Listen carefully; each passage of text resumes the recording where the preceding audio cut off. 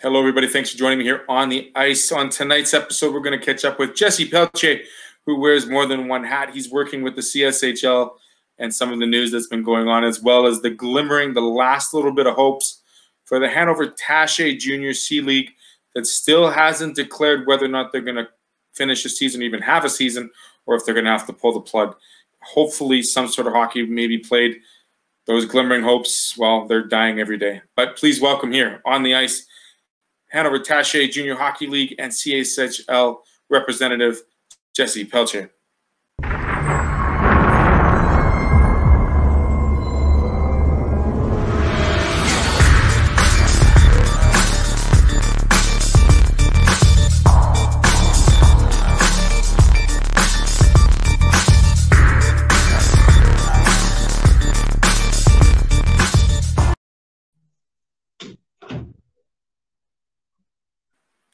Joining me, as promised, Jessie Pelletier, taking some time this evening. Thanks for joining me. How you doing, bud?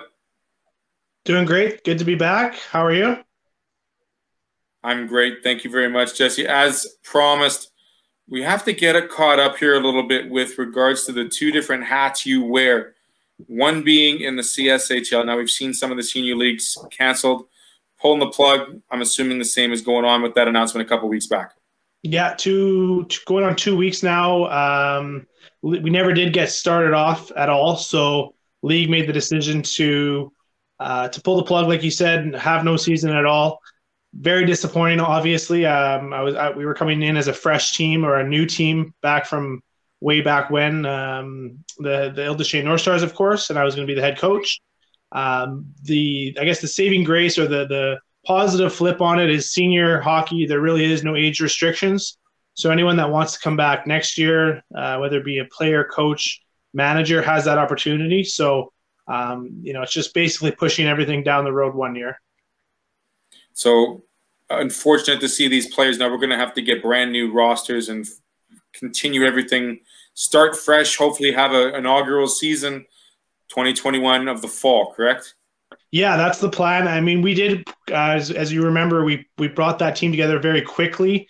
In basically 48 hours notice, we went from, not even on the radar to, a list of 20 plus players committed, ownership, coaching staff, management. And so things did come together very quickly. That all being said, this gives us the proper time, like you said, to fundraise, build up some revenue for the team, so we can offer ideally to be free to play for our players, and recruit as well. Gives us an opportunity to recruit some players that maybe we missed or flew under the radar a bit, and build a proper program for like you said, hopefully for the fall. So the CSHL actually is a bit of, I don't want to say a blessing in disguise, but it kind of is, because it gives you more time to prep. Now, in terms of an operating budget, was there much of an operating budget? And if so, is it a large loss for the Ile-des-Chênes team, or is it something that, can be recuperated and we could look at a clean slate come the fall? Yeah, that's a great question. So, again, we never did start up, so we didn't really have to incur any costs. As far as, I'm sure we'll get all our insurance money back from Hockey Manitoba, for example. We had a few practices, so really just a few expenses there for running tryouts and a few practices.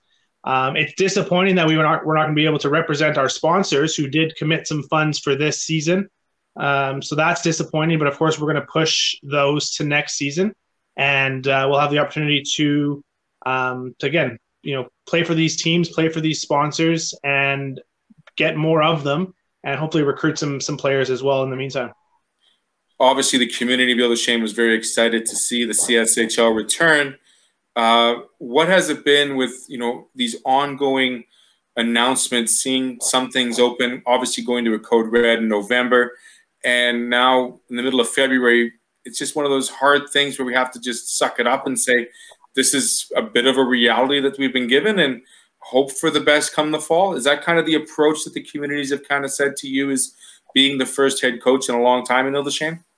Yeah, you don't get to talk to anyone in person, of course, because of the lockdown, but we did our Zoom calls and we have our group chats, whether it be a management or the players.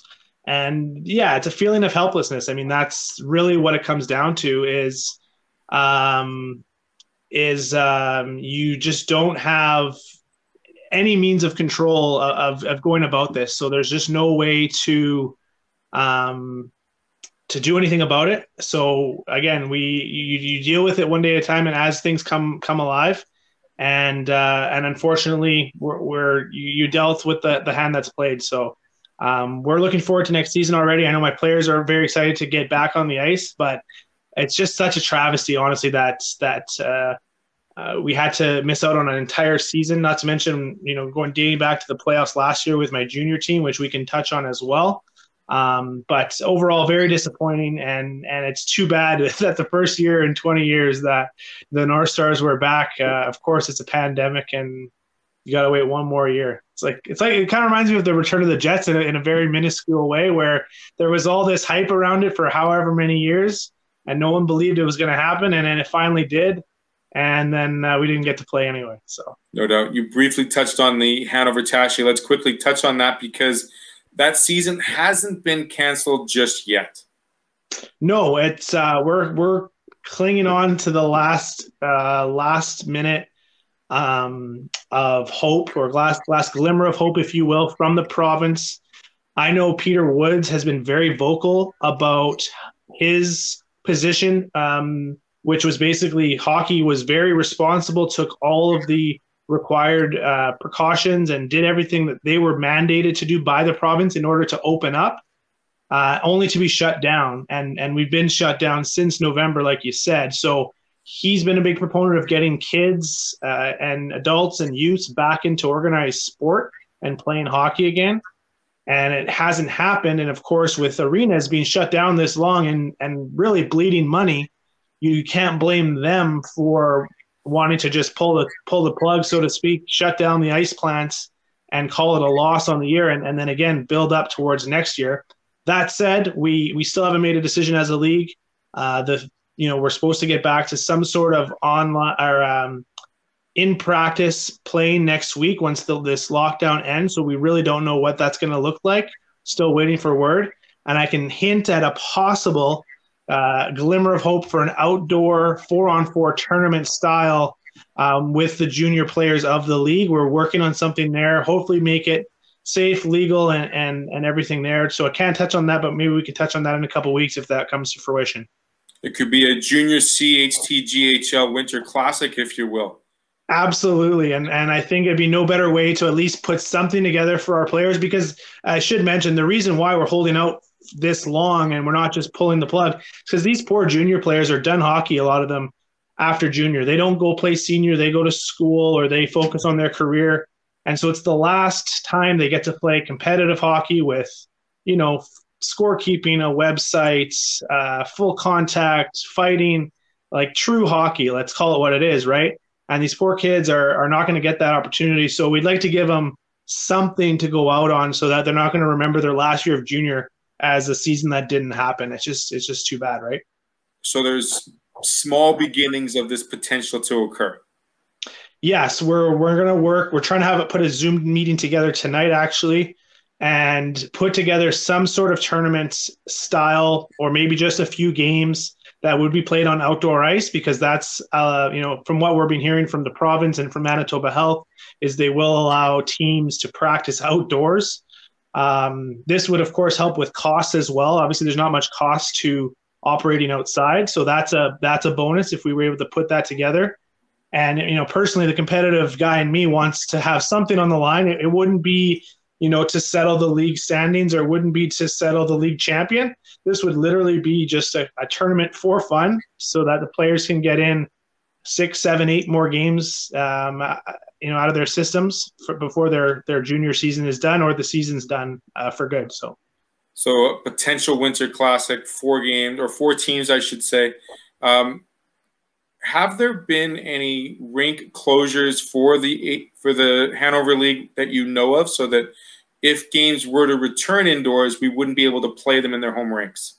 Yeah, very good question as well. Nothing official yet. I think everyone's just waiting for that next update, which is a big one. Let's face it. It's crunch time for teams, leagues, players, executives to make a decision on all of the leagues, whether it be the MJHL, WHL, and all the way down to us in the Hanover Taché League. So I know, for example, Oakbank Arena was on the brink of shutting down. And so it really comes down to the next update. If they're going to allow kids and people back in the rinks and in the rinks to fulfill some sort of season, I think most teams will stretch out to their normal end date, which is generally the end of March. You can't really put together a season in a month, or call it a month and a half. So it'll be interesting to see how junior leagues and or even minor hockey leagues deal with that. But if the province says no, we're not going to allow people back into inside rinks, or zero fans and limited capacity, so to speak, as far as how that'll roll out. My gut is most rinks will just say, you know what, that's not worth it for us. We need full capacity or full participation in order to operate, and they'll just shut down. A lot of those operating costs, those operating budgets will come to fruition and be explored once the decisions have been made, obviously, at the end of the season. One thing that a lot of coaches, a lot of administrative front office staff have been discussing is being the bigger snowball that will occur after a season has been declared canceled or not completed. And that's the mental well-being of these players, these coaches. Have you talked to the players, obviously, in both leagues? And if so, what has been their concerns with regards to making sure that their health is there mentally and physically, considering the fact that they can't play a sport they love and want to enjoy, even recreationally, most of the time? Yeah, that's nailed it on the head there, Tio. I mean, it's heartbreaking. Like I said earlier, it's these kids just want to play hockey with their friends. They just want to play hockey in front of their girlfriends and their parents and put on a show, so to speak. I think we've been itching to get back since we started in the fall, the limited start that we had. I mean, we as the Comets were 3-0. We really didn't anticipate to be as competitive as we were to start the year, so it was a bit of a welcome surprise for us. And share a quick story with you. My captain, Noah Grenier, was on the brink of getting the most amount of games played ever in the Hanover Taché League history, because he came in as a 16-year-old and has played every year since. Had he been allowed to play a full season, barring any injury, he would have broke that record. So it was just one little thing that he was looking forward to breaking and finishing off his year as the captain of the junior team. And so, again, the biggest thing is helplessness.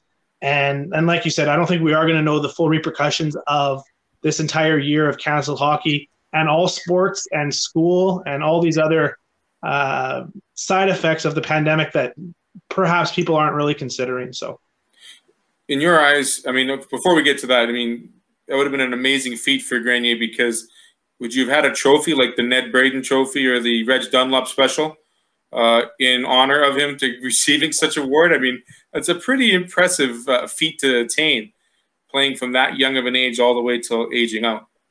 Absolutely, and all the guys were rooting for him, and even other players in the league were rooting for him. So it was just one of those little things that, we probably would have done something special for him, trophy-wise or whatever.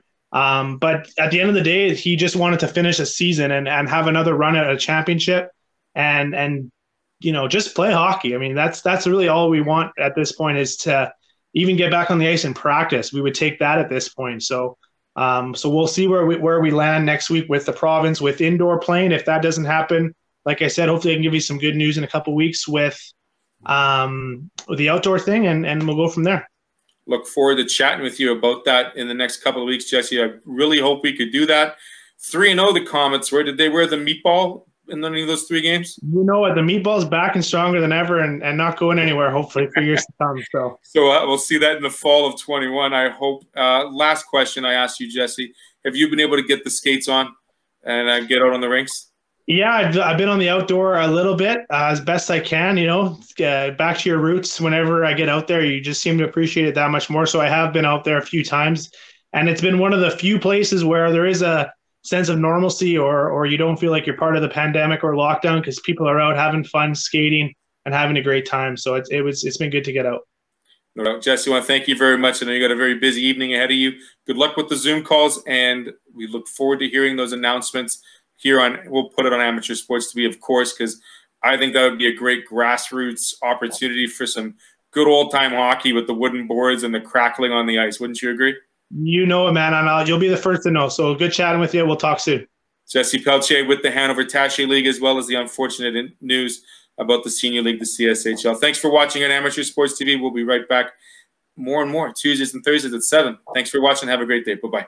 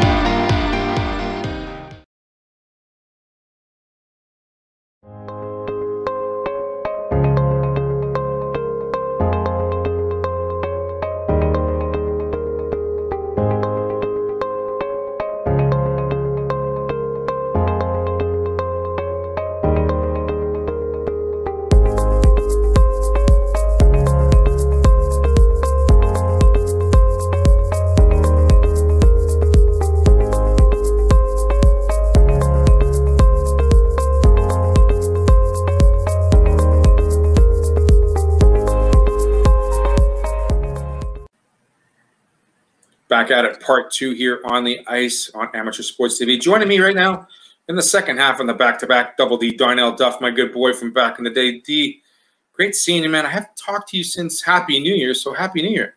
Yeah, Happy New Year to you. I know it's sometimes we go months without a chat, but then it's always good because, you know, we catch up and it's almost like no time has passed. So appreciate chatting again, and thanks for having me on. I'm going to ask you, Darnell, first and foremost, you got the golf clubs ready? I know it doesn't feel like golfing weather out there, but I know you're ready to stroke some beautiful white golf balls. You know what? Especially because now the PGA Tour is on. I'm just dreaming. And every night, I think I have a dream about, you know, my next slice into the bush and maybe the odd birdie. So, yeah, certainly. And a lot of beautiful courses here in Manitoba and really in the parkland. So right in my backyard. So can't wait in a couple of months when we get out of this, you know, -40 weather to hit up the golf course for sure. It's a bit beautiful out there. The sun looks deceiving. And you get outside and then you wait a second. That's chilly. But enough of that. Let's talk about, you know, the lack of mention or the upcoming mentions perhaps of the Manitoba Junior Hockey League here in not only your area but all over Manitoba. We haven't heard anything from quite a while. Obviously, a letter was sent a couple weeks back by the head boy, Kevin Lorette, instructing or asking for more transparency, just asking for some answers. What is your take on the letter, Darnell, if you've read it? And if so, where do you see hockey potentially restarting for the MJ this year? Or is it going to be canceled? Well, I think, first of all, I think there's a lot of frustration because obviously Manitoba has been in code red since November. And the cases, you know, we're in a much better position now than we were even 3 weeks ago. But yet the government is just sort of, you know, bringing along for the MJHL and other hockey leagues around Manitoba for the ride, but they're not providing any clarity. So there's been no hockey in any rink in Manitoba since November. Just vacant rinks, lights are off, but you're still having those workers going and maintaining the facilities, and the Manitoba government just isn't providing any clarity. And I've chatted with many head coaches, general managers, players. It's a lot of frustration. Mind-boggling is the word that a lot of them are using, because if you're ultimately just going to say the season can't resume, why did you wait this long? You know, these 20-year-olds that could have, you know, went south of the border, played in the United States Hockey League or the North American Hockey League for that matter as well. But no, they're just stringing along the Manitoba Junior Hockey League. And I think in my perspective, it's frustration because yes, it's February.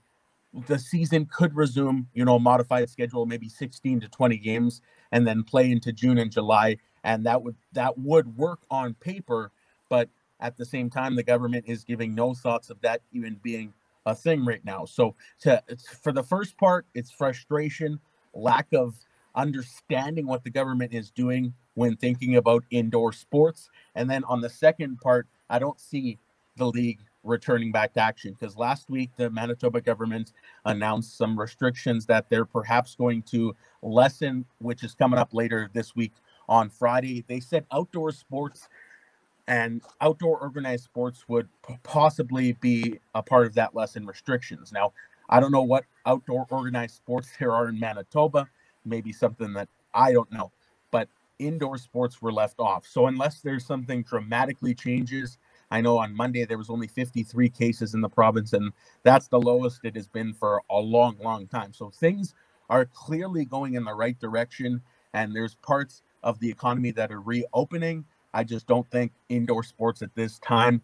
whether it's safe or not, I just don't see the government giving the MJHL and other sports leagues around the province the green light to, continue with even practices.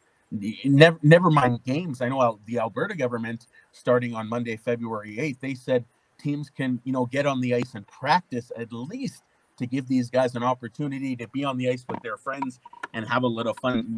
Games aren't permitted, but in my opinion, Manitoba is doing things poorly as far as when it comes to sports. I understand sports are a very, very, very small point as we continue to ice this COVID-19 pandemic, but I think at this point it's just frustration when so many other things are going on.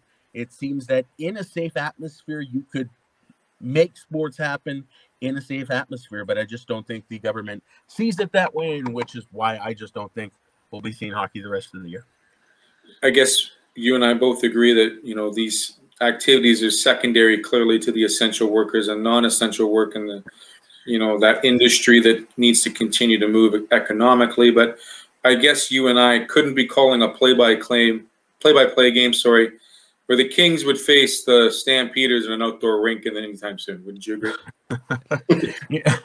Full-time hockey, wooden boards, 80 shore style, right, Darnell? I've actually had a lot of people say that, and while in theory that would be pretty incredible, like just have Heritage Classic Central where you just have a bunch of outdoor games, but at that point we have to all understand that outdoor rinks aren't going to be viable for that much longer. So maybe you come back for a few weeks and play a couple of games. Not sure if that would be the safest way, but I have had some people mention it to me that maybe this is something that could happen. I don't think it will by any stretch of the matter, but I think it'd be pretty unique. It'd be pretty cool. I know in college in Alberta, I've had I chatted with a couple of former Park Line Rangers and Swan Valley Stampeders. They had the chance to play in some outdoor classic games as well. So it for sure is an option. I just don't think for the long term, as far as needing to get in, 16 to 20 games and then get in a playoff structure, it's just not viable, but it certainly is a cool thought. And I'd love to see it as well. It'd be fun to see, no doubt. There's talks of some junior leagues here, this junior C action. Not going to get into it, but they've mentioned they've had discussions of having an outdoor classic showcase. Let's talk about the feasibility of this, Darnell. I mean, we talked about the rinks bringing in their employees to keep facilities, slightly open or available when that day comes. But when it comes to, you talk to the GMs, you talk to some of these MJ teams, really, how feasible is it to return, considering there may not be fans, there may not be any chance for any type of gate? There's still going to be extreme costs when we talk about coming back to a shortened season. I want to say it's worth it, especially for the kids that are aging out. But, I mean, it's a business. And these owners have to, understand that, have to make the public understand that this is a business as well. Well, I mean, even with fans in the stands, many teams in the MJHL are losing a significant amount of money, even with 500 to 600 to 700 fans in the stands per night. Now, if you take it down to zero gate, you're literally bringing in no money, nothing from concession, none from that $12 ticket, no season ticket holders in the stands. You're bringing in no money, but you're spending a ton of money as far as when it comes to billeting these players, all the equipment, paying the coaching staff, assistant coaches. You're spending so much money that, yeah, I mean, of course, we all want to say in a perfect world, just like the Western Hockey League. I know the Central Division, they're starting on February 26th, and the United States Division just a couple of weeks later, and we're still trying to find out what's happening with the Eastern Division right now. and the British Columbia division looks like they're going to be heading into a bubble format.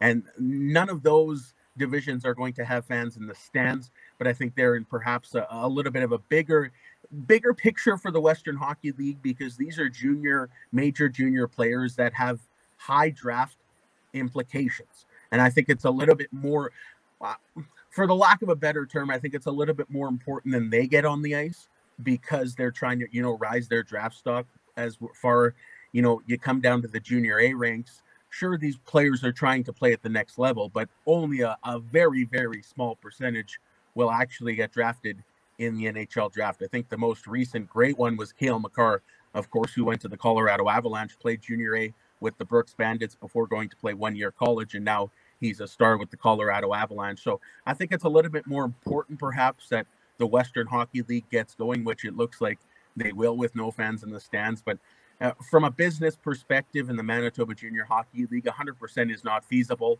I don't think any, team wants to go down that road, especially, in the last few months, these teams have been losing a lot of cash with lack of sponsorship and all that. So I think if you got to have no fans in the stands, it's a road that the MJHL, and it would break my heart to, see when that release comes out that the season will ultimately end without, the Kings only had six games into the season.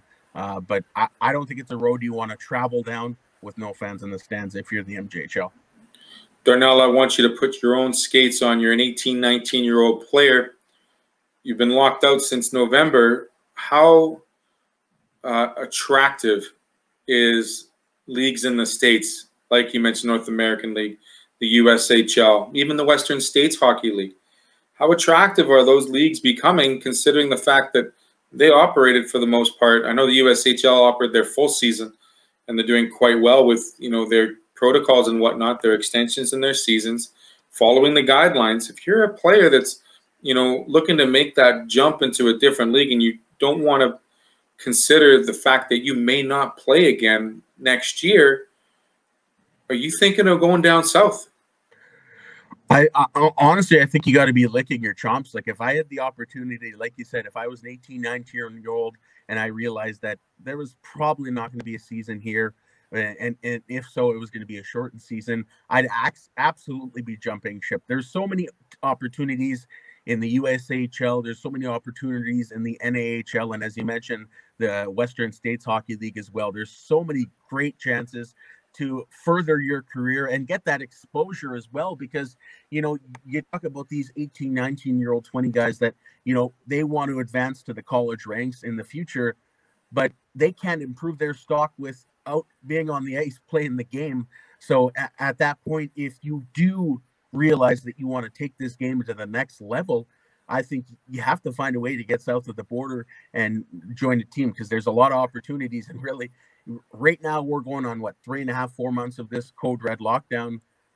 There's been no chances to improve the stock, which is, depressing. It's upsetting, and it puts a lot of these kids in a tough position to, have to make a drastic move and move south of the border. But if you want to try and advance your career at this point, you have to find a way to get south of the border and, try and lock down an opportunity there. We talk about the opportunity for players, and, we're dealing with a bantam draft. We're dealing with a WHL draft, obviously. And even these players that potentially could be playing junior hockey and wanting to go to U Sports, Div 1, a dub team. Why is that exposure so important? But also, as a scout, how do you grade these players, considering the fact they're from the province that hasn't really played decent or any style of competitive hockey for going on 3.5 months now? I think the scouts have an extremely tough job right now. I mean, you can look back at tape from the year prior, but I've seen so many stories of 1 year a guy puts up 5 points and, I guess for the lack of a better term, is somewhat irrelevant or not at the level. But then you move forward to the next year, they come up, they put 30 goals up, 20 assists, and they put up 50 points, and their stock just improves that much more. And I've seen that case many times with the Dauphin Kings here. Like, we go back a few years ago, Grady Hobbs broke into the league as a 16-year-old, wasn't doing too much, and now last year he won the MVP, and this year he had a great start and was poised to doing big things, and he's going to be playing Division I college hockey coming up next year at RIT. And without him, in his position, if you look at the same thing and contrast it to a player who is trying to, improve their skills and get back on the ice and show what they can do. But as a scout, so many good players may be overlooked because a lot can change in an off season. When you hit the weights, you hit the ice, a lot can change, but a lot of these players won't get that opportunity because we haven't been on the ice. So how can a scout realistically know what you're made of? Just, you could talk the talk, but the scout isn't given the chance to see you walk the walk, which inevitably could, put a damper on your career moving forward. Do you think it would be viable or feasible to postpone a Bantam draft for this 1 year, but then also potentially work on, not giving another year of eligibility, but allow having a 15, 16-year-old draft for the dub? Do you see something like that in the works, or is that something that's just not possible? Yeah, I don't think that. I understand where you're coming from, and it's a good thought, but I don't think it's possible. I don't think it's feasible. I mean, when you look at the Bantam draft, these guys are like 14 and 15-year-olds. Like, you're drafting kids. A lot, changes from them being those 14-year-olds to even being 16 and, 17-year-olds. So you're really throwing it out and, taking these kids. So, yeah, I don't see them postponing the draft. I think it's going to go forward, and I see where you're coming from, and I wouldn't mind it, but I just don't see them altering the draft status. I know Alberta, they just canceled a lot of their hockey leagues, including the AAA league down there. But yeah, I don't see them changing how the draft process works. I think scouts are just going to have to dig a lot deeper. They're going to have to look for connections and look at past year's results and that sorts of things. But I think there's going to be a lot of hidden gems out there that are going to be passed up on teams, and they're really going to get the chance to show what they can do in the future. Last question before I let you go, Double D. I talked to an earlier person on the ice last week with regards to the gap that's closing between American and Canadian hockey players. We talked about Canadians going down to the States. How 10 or 15 years ago, it was rare that you saw an American coming to a Canadian soil team and having that opportunity to play here in Canada. How do you feel Hockey Canada and USA Hockey have begun to retool and breed more of a culture that has made both squads so competitive, especially since we've seen, in January, the beginning of January, for the fourth time in a row, the Americans beating the Canadians in a one-off game for a gold medal? Why is it we see this parity, this window, this gap shrinking ever so much between both countries? I really do think that, America is doing a lot of things right with their U.S. National team development. They have a couple of age groups there that play games in the United States Hockey League. I think they're doing a tremendous job with their system down there. And I don't think Canada is doing that same, because they're, other than, when a team comes together to play in the juniors for 3 weeks in December and the beginning of January, there is no real systems put together like the United States national team has. And I think that's why, and honestly, United States looked like a better team than Team Canada at the World Juniors this year, other than that poor start against the Russians. And that's just a credit to how the process and accepting the process and going through that grind. And I think the United States of America are perhaps respecting that process, not saying anything ill-mentioned about the Canadians, because clearly, top-end athletes still come out of Canada and will continue year after year after year. Team Canada was thought to be their best roster that they ever have.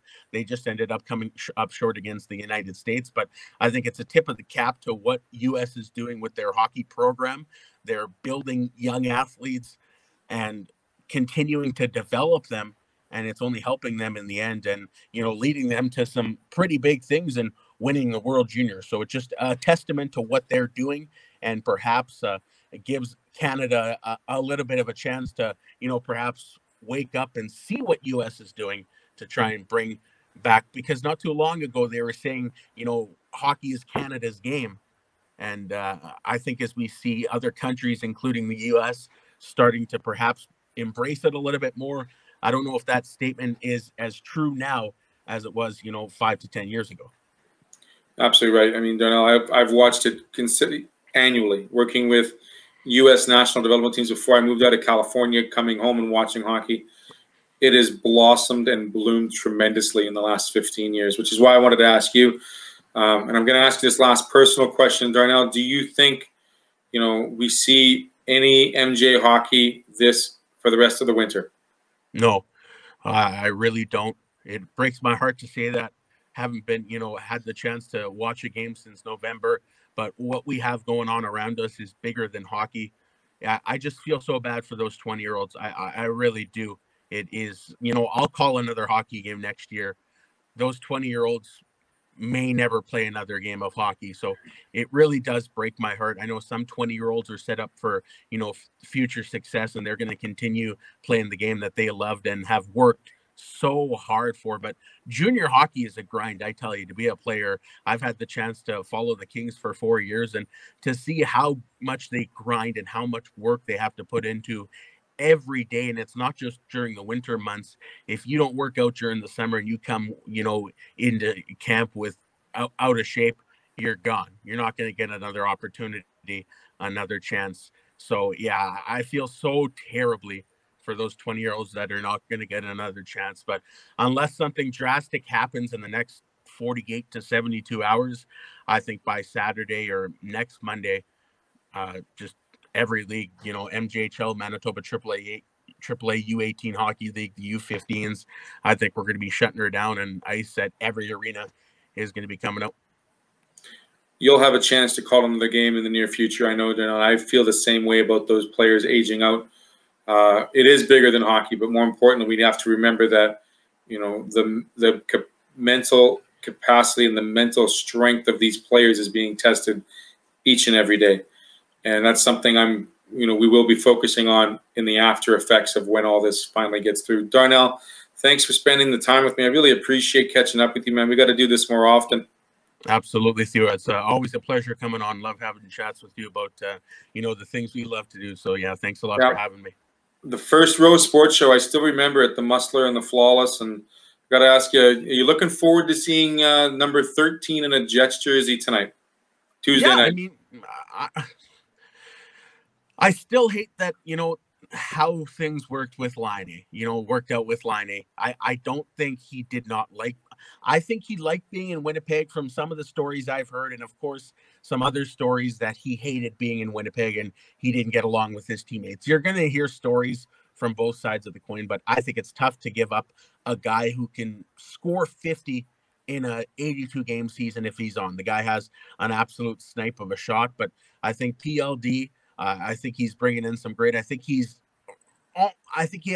has a being at home feeling with his family, with his connections with the Manitoba Moose. So I think he's in a good situation. He got out of a toxic situation in Columbus, just as did Laine got out of a toxic situation in Winnipeg. So I think it's going to benefit both Patrick Laine and I think Pierre-Luc Dubois. I think it's going to benefit him as well. And hopefully he can, produce and help this Winnipeg Jets team not only advance to the playoffs, but hopefully make a run for the Stanley Cup.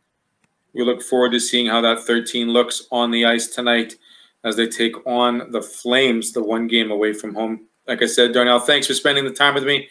This has been On the Ice Amateur Sports TV, Tuesdays and Thursday nights at 7 o'clock. Lots of great action, lots of great comments, and lots of great interviews and storylines upcoming. Darnell, thanks again for taking the time. Take care of yourself, be safe, and have a great rest of the day up in the Dauphin area. You as well, Theo. We'll chat soon. Take care. This has been On the Ice again, as mentioned. Thanks for watching. Have a great rest of the evening, and take care. Bye-bye for now.